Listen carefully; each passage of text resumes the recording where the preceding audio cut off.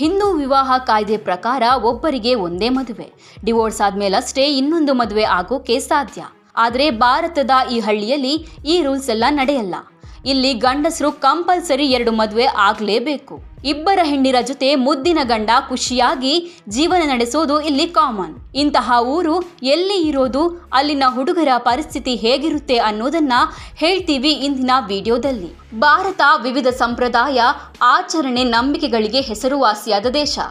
ನಮ್ಮಲ್ಲಿರೋ ಸಂಪ್ರದಾಯಗಳೇ ಎಷ್ಟೋ ಬಾರಿ ಅಚ್ಚರಿಯುಂಟು ಮಾಡುತ್ತೆ.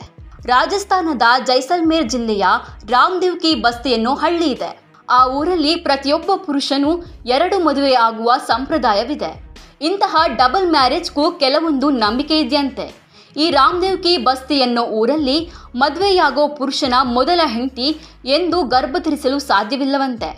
ಒಂದ್ ವೇಳೆ ಮೊದಲ ಹೆಂಡತಿಗೆ 2 ಮಕ್ಕಳು ಆದ್ರೂ ಅದು ಹೆಣ್ಣು ಮಗು ಆಗಿರುತ್ತಂತೆ. ಹೀಗಾಗಿ ಈ ಗ್ರಾಮದಲ್ಲಿ ಹೆಣ್ಣು ಮಕ್ಕಳ ಸಂಖ್ಯೆ ಹೆಚ್ಚಾಗ್ತಿದೆ. ಅದಕ್ಕಾಗಿಯೇ ಇಲ್ಲಿನ ಪುರುಷರು 2 ಮದುವೆ ಆಗ್ತಾರೆ. 2ನೇ ಮದುವೆ ಆದ್ಮೇಲೆ ಅವರಿಗೆ ಗಂಡು ಮಗು ಆಗ್ತದಂತೆ. ಮೊದಲ ಪತ್ನಿಗೆ ಹೆಣ್ಣು ಮಗು, 2ನೇ ಹೆಂಡತಿಯಿಂದ ಮಾತ್ರ ಮಗ ಹುಟ್ಟೋದು ಅನ್ನೋದು ಇಲ್ಲಿನ ನಂಬಿಕೆ. ಈ ನಂಬಿಕೆ ಇರೋದ್ರಿಂದ ಅಲ್ಲಿನ ಗಂಡಸರು ಈವರೆಗೂ ಡಬಲ್ ಮ್ಯಾರೇಜ್ ಆಗ್ತಿದ್ದಾರೆ. ಸಮಾಜ ಎಷ್ಟೇ ವಿದ್ಯಾವಂತರಾದ್ರೂ ರಾಮದೇವ್ ಕಿ ಬಸ್ತಿ ಜನ ಮಾತ್ರ ಇನ್ನೂ ಈ ಸಂಪ್ರದಾಯ ಬಿಟ್ಟಿಲ್ಲ. ಇಂತಹ ಸಂಪ್ರದಾಯವನ್ನ ಅಲ್ಲಿನ ಹೆಂಗಸರು ಕೂಡ ವಿರೋಧಿಸಲ್ಲ.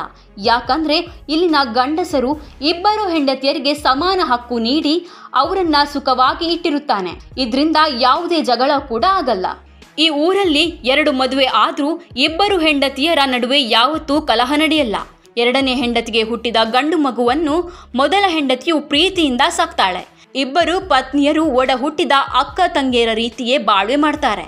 ಈ ಸಂಪ್ರದಾಯಕ್ಕೆ ನಂಬಿ ಹಲವು ವರ್ಷಗಳಿಂದ ಡಬಲ್ ಮ್ಯಾರೇಜ್ ನಡೀತಿದೆ. ಮಗು ಹೆಣ್ಣಾಗ್ಲಿ ಗಂಡಾಗ್ಲಿ, ಆದರೆ ಇಬ್ಬರು ಹೆಂಡತಿಯರ ಮುದ್ದಿನ ಗಂಡ ಮಾತ್ರ ಫುಲ್ ಖುಷಿಯಾಗಿ ಇರೋದು ಸತ್ಯ.